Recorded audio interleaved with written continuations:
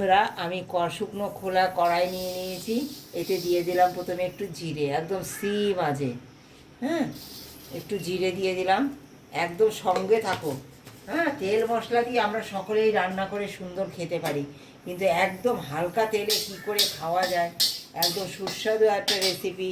হ্যাঁ, শরীর সুস্থ রাখার জন্য অথচ টেস্ট পাবে, এরকম একটা রেসিপি পেতে অবশ্যই রেসিপিটা দেখো। নিয়ে নেবো, দেখো 1 চামচ পোস্ত। আমার 4টে মাছে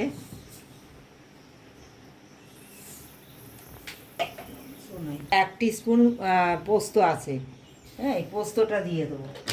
দিয়ে এই শুকনো খোলায় একটুখানি নেড়ে নেবো, হালকা করে নেড়ে নেবো। নেড়ে নিয়ে ফিরে আসছি তোমাদের সঙ্গে। ঠিক এরকম হবে, তাহলে ভালো লাগবে খেতে। খুব বেশি পুড়েও যাবে না, বেশি জোরে ভাজতে যাবে না, হালকা একটু ভেজে নেবে, খুব টেস্ট হবে বন্ধুরা। এটা আমি এবার শিলে সুন্দর করে বেটে নেব। দেখো চলে এসেছি মাছ নিয়ে। আমি কিন্তু রুই মাছ রান্না করছি বন্ধুরা। আমার একটু বড় সাইজের রুই।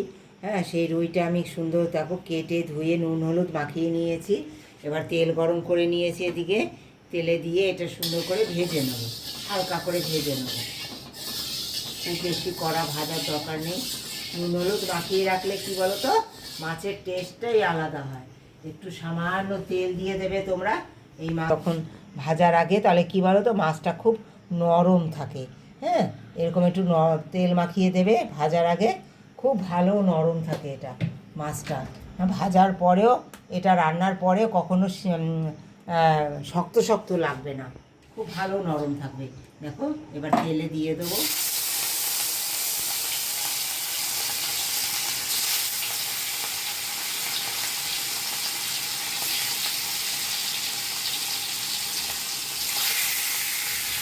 আমি 4টে কাঁচা লঙ্কা নিয়ে এনেছি। আমার আদা বাটাও লাগবে, আদাটা বাটা আছে, কাঁচা লঙ্কাটা বাটা নেই। তো কাঁচা লঙ্কাটা দেখো সামান্য লবণ দিয়ে আমি একটুখানি বেটে নিচ্ছি। একবার এইভাবে খেয়ে দেখো, রান্নাটা দারুণ স্বাদের হয় বন্ধুরা। নিয়ে নিয়েছি অল্প, যে মাছ ভাজার তেলটা সেটাই রয়েছে, আমি আর কিন্তু এক্সট্রা তেল দেবো না, কারণ কম তেল মশলায় এটা যে এত সুস্বাদু হবে। একদম হালকা পাতলা একটা রুই মাছের ঝোল কীভাবে হবে সেটা সঙ্গে থেকে পুরো ভিডিওটা দেখো। দেখো দিয়ে দেবো কালো জিরে। এত দারুণ স্বাদের হয়, দারুণ। আমি নিজেও বুঝতে পারিনি যে এত স্বাদের হতে পারে মাছের ঝোল এইভাবে রান্না করলে। হ্যাঁ, দেখো বন্ধুরা, কাঁচা লঙ্কা আদা বেটে নিয়েছি, তোমরা দেখেছো। কাঁচা লঙ্কা আদা বাটাটা দিয়ে দিলাম।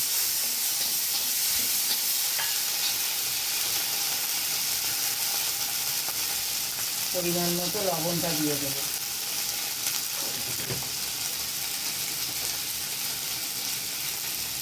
হলুদটা দিয়ে দেবো।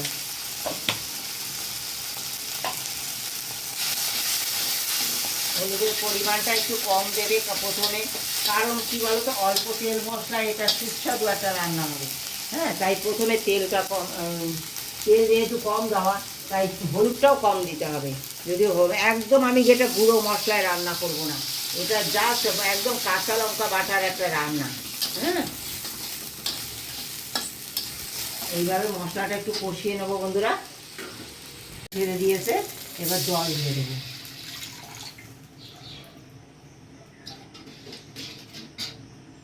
এক রঙিন ঝোল হবে না, কাঁচা লঙ্কার রান্না তো এরকমই হবে, কিন্তু এত সুস্বাদু কি দেবো সঙ্গে থেকে একদম শেষে এমন একটা জিনিস দেবো সিক্রেট, সঙ্গে থেকে দেখো। এবার ভেজে রাখা মাছগুলো সব দিয়ে দেবো,